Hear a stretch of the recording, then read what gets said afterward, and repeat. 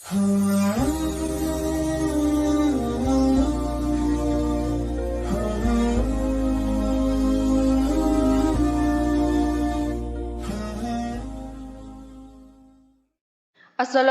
warahmatullahi wabarakatuh. Selamat datang Sobat Muslim di channel Islam Menjawab.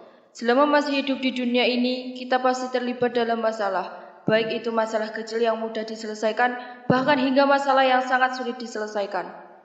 Hari ini kami akan membahas tentang apa yang diharapkan dari dunia ini, yang akan dibawakan oleh Ustadz Adi Hidayat.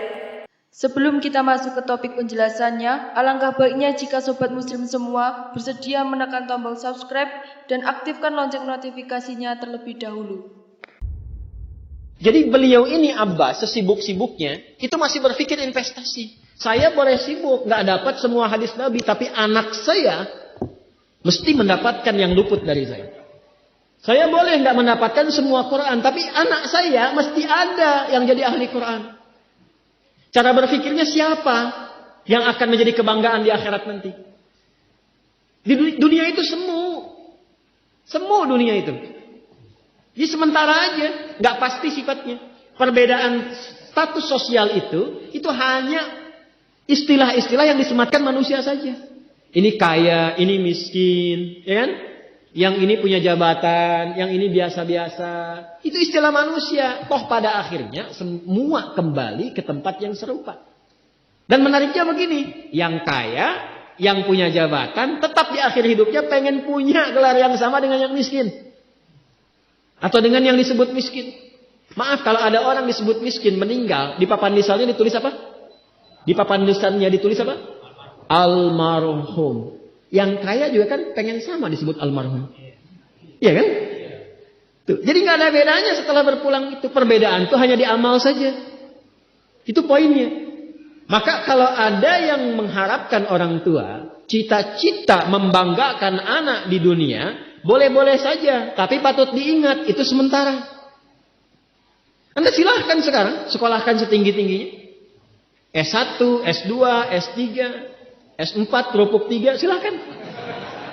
Mau dalam negeri, luar negeri, mau di Nagreg, mau di California, mau di Chicago, di Chicago, di Singaparna, Singapura, silahkan. Itu pilihan. Tapi saya cuma mau katakan begini, itu sementara. Dan persaingannya tidak istimewa. Karena janganpun Anda yang beriman, yang belum beriman pun bisa melakukan itu. Apa yang dikira yang hebat matematika itu anak Anda saja. Anak orang lain pun bisa. Halo? Apa Anda kira yang jago fisika itu anak Anda saja yang beriman? Yang belum beriman pun bisa. Ya. Jadi perlombaannya itu rata semua. Dan gak ada yang istimewa. Sekarang kadang bingung ya. Kenapa sih yang di dunia itu terlalu diistimewakan gitu? Mengistimewakan yang hilang itu gak ada kerjaan. Mengagungkan yang hancur, yang sifatnya fana, rasanya biasa. Apa yang mau dibanggakan sih? Dan yang paling menarik tuh begini, ketika meninggal gelarnya pengen sama dengan yang dianggap ringan atau rendah status sosialnya itu. Tadi kalau orang miskin meninggal gelarnya apa? Ternyata yang kaya pun pengen sama almarhum juga. Kalau rakyat yang meninggal di papan nisannya ditulis apa? Almarhum. Ternyata pejabat juga pengen begitu, sama juga. Saya belum pernah dengar nanti kalau saya meninggal tulis gelarnya Almaun ya. Gak ada. Tetap almarhum juga. Jelas ya? Nah, maka yang dipikirkan itu perlombaan yang sejati itu begini. Perlombaan yang sejati itu adalah perlombaan untuk kehidupan yang abadi yang gak fana lagi. Jadi kalau pada saat itu unggul selamanya karena gak ada kematian lagi setelah itu.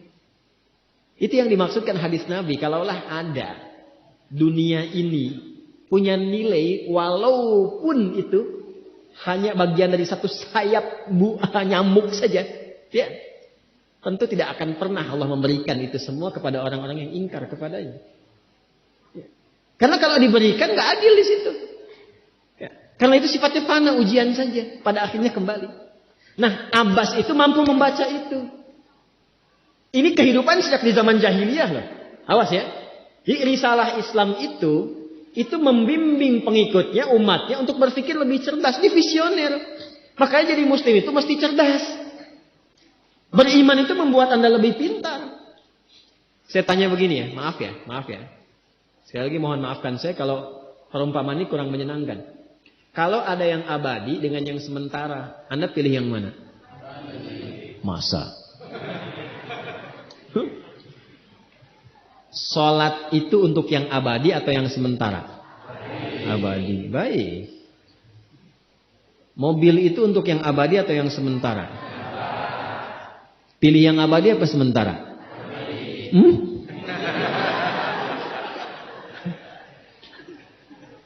Di Kiai itu ada mobil Innova tuh. Siapa yang besok memilih tidak sholat subuh? Pilihannya pilih Innova atau pilih sholat subuh? Yakin? Kalau saya pilih Innova dipakai untuk mengantarkan sholat subuh. Nah, itu lebih bagus. Ya. Jangan dipotong sampai situ ya. Ya bisa aja kita pilih Avanza, bisa pilih Ferrari, bisa pilih Pajero ya. Awas yang punya mobil Innova, Anda potong, royalti kena. Paham? Abbas itu begitu. Anak saya mesti dipanggil di akhirat. Hari ini kami akan membahas tentang apa yang diharapkan dari dunia ini, yang akan dibawakan oleh Ustadz Adi Hidayat. Internetnya diputus gak viral lagi. Kadang-kadang yang viral kemarin kan sekarang nggak ada lagi, ya kan? Yang viral tahun lalu sekarang sudah nggak ada, ya kan? Jadi belum selesai kehidupan sudah hilang juga viralnya. Akhirat itu selamanya. Dan biasanya begini, kalau orang-orang yang diviralkan oleh Allah atas kehendak Allah itu abadi melintasi setiap masa. Jadi ada yang viral karena berita, ada yang viral karena doa dan kehendak Allah Subhanahu wa taala. Itu yang diviralkan langsung atas kehendak Allah itu melampaui zamannya. Makanya kisah ini pun bertahan sampai sekarang. Nah, Abbas itu berpikir, saya boleh sekarang jadi pebisnis pedagang, tapi anak saya mesti menguasai apapun yang pernah diajarkan oleh Nabi. Maka anak kecil ini sejak dini mengikuti Nabi. Sejak dini lekat dengan Nabi. Maka ketika Nabi tidur pun itu ikut berkunjung karena keluarganya. Nah, inilah yang didapatkan oleh kita hadis tentang bangun tidur. Jadi hadis tentang bangun tidur itu diriwayatkan oleh anak kecil yang umurnya belum genap balik. Main-main ke rumah Rasulullah, ke rumah bibinya Sayyidah Maimunah, ingin tahu bagaimana cara bangun malamnya Nabi. Itu diikutin sampai dilihat gimana bangunnya. Duduk dulu, kata beliau duduk dulu. Kemudian mengusap dengan bagian tangan yang diduga bersih untuk menghilangkan bekas ngantuknya. Setelah itu membaca khawatimah surah Ali Imran. Kemudian famadhaba ila syanin mu'allaq ke tempat tertutup, fatawadda, itu kan? Nah, itu ada semua rangkaiannya, itu ditemukan nanti di hadis riwayat Abu Daud, di Sunan Abu Daud. Nomor hadis 1367. Itu hadis tentang bangun tidur. Ya, cara bangun tidur sampai sholat malam. Masih ingat teman-teman kalau kita bermakmum begini dan ada imam satu dan sudah pasti satu imam? Oke? Makmum berapa? Satu boleh? Boleh. Dua boleh? Tiga boleh? Empat boleh? Jadi imam berapa? Makmum? Empat. Laki-laki imam makmum? Imam, baik. Bagus ya. Nah, dan imam kan laki-laki. Kalau perempuan, imam untuk perempuan kan? Laki-laki untuk perempuan dan untuk laki-laki. Fokus ini. Kalau satu begini, satu laki-laki, kemudian di belakang laki-laki. Ini kan posisinya boleh sejajar kan? Ya kan? Yang imam ini, makmum ini kan? Tadinya di belakang, tarik begini sejajar. Ini yang meriwayatkan anak kecil yang belum balik itu. Itu riwayat Ibnu Abbas. Satu paket.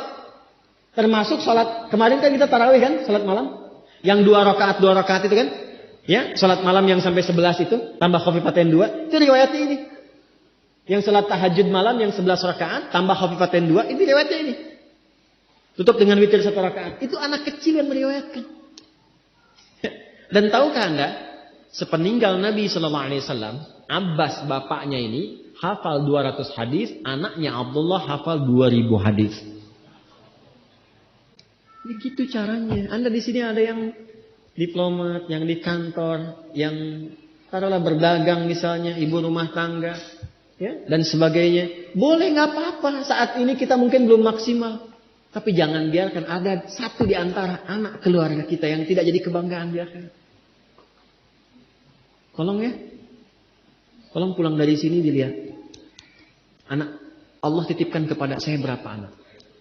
Tolong siapkan jadi kebanggaan akhirat. Satu aja jadi ahli Quran tuh.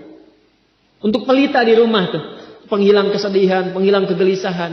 Mendatangkan semangat. Itu demi Allah saya katakan. Gak ada yang paling indah kecuali saat ayah pulang ke rumah. Tiba kemudian dia melihat anaknya yang kecil sedang murajaah. Amma yatasaalun. Bahkan surat yang bapaknya sendiri belum hafal. Jangankan pulang ke rumah, Anda sedang rapat, mau rapat, dikirimi video anak Anda 3 tahun membaca surah Al-Ikhlas. Itu hati tenang. Itulah Quran. Itulah Quran. Maka belajar dari Ibnu Abbas ini, apa yang terjadi? Ketika orang tua mampu memfasilitasi anaknya demikian, sekalipun orang tuanya tidak mencapai apa yang diraih oleh anak, tapi orang tua mewarisi setiap pahala yang dihasilkan dari anak itu. Karena itulah setiap hadis yang diriwayatkan oleh Abdullah kecil ini, Ibnu Abbas, maka semua doa tersambung bukan hanya untuk beliau, tapi juga untuk keluarganya, untuk orang tuanya. Karena itu kalimatnya bukan radhiyallahu ta'ala anhu, tapi anhuma, untuk Abdullah dan bapaknya.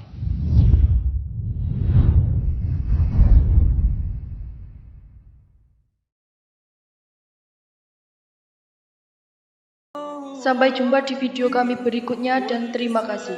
Wassalamualaikum warahmatullahi wabarakatuh.